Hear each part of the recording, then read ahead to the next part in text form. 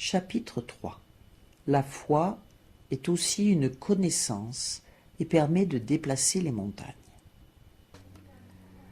Un vieux dicton dont les origines se perdent dans la nuit des temps affirme que connaître, c'est pouvoir. Dans des limites bien définies, cela correspond à la vérité. Mais il faut que derrière la connaissance se dresse l'énergie nécessaire pour en récolter le profit. Alors seulement le dicton est exact.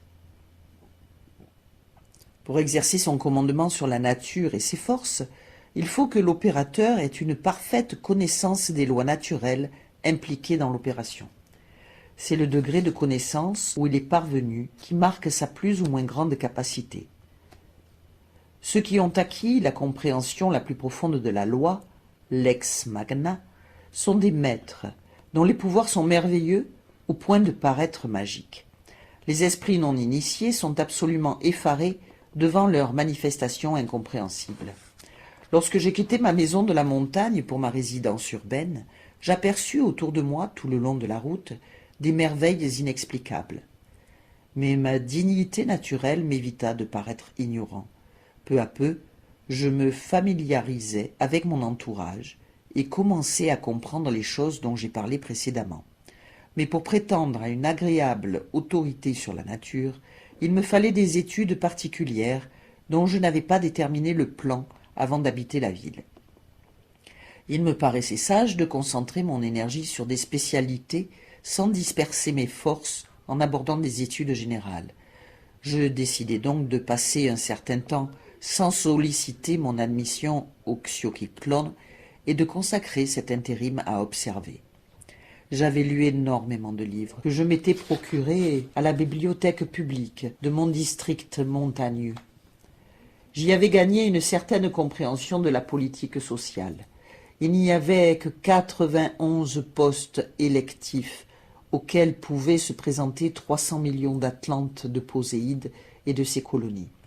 Sur ce nombre, une récente statistique parvenue à ma connaissance indiquait que près de 38 millions d'électeurs possédaient un diplôme de première classe, leur permettant de poser leur candidature à l'un de ces 91 postes.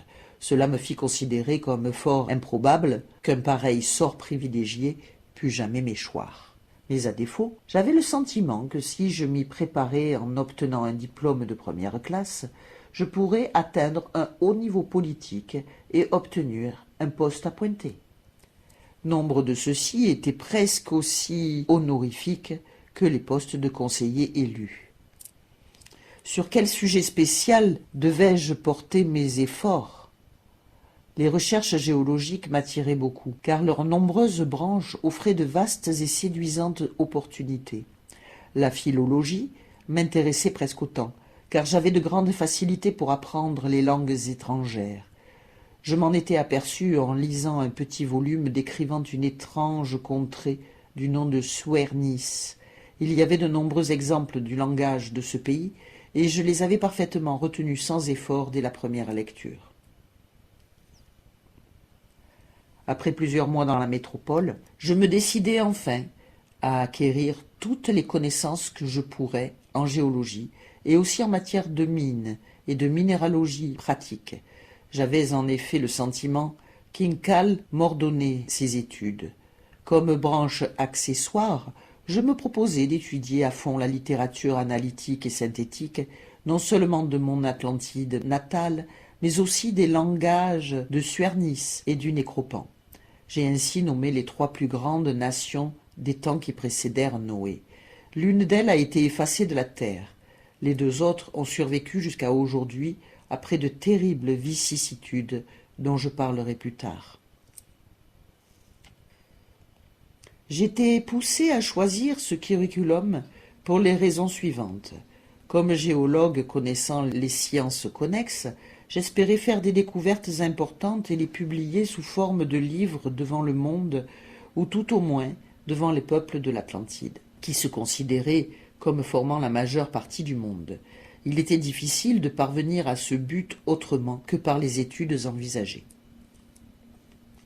L'influence atteinte par mes publications pourrait peut-être me conduire au poste politique de surintendant des mines, poste au moins égal aux plus belles fonctions appointées de notre empire. Certes, si j'entrais dans la course pour obtenir un diplôme de première classe, on exigerait de moi d'autres études, mais les précédentes seraient les plus agréables et constitueraient ma principale aspiration.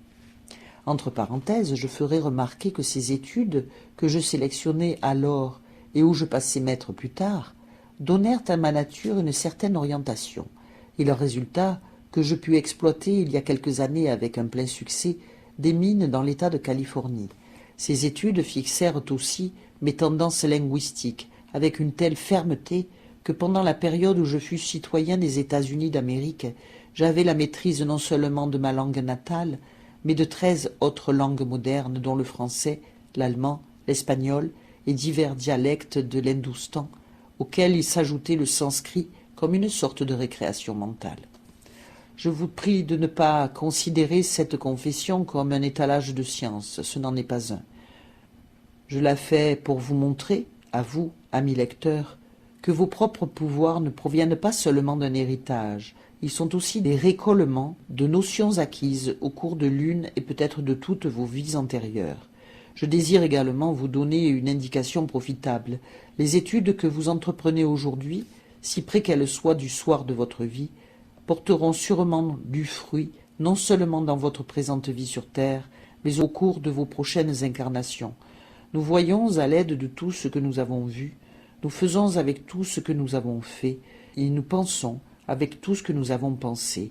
Verbum sat sapientis.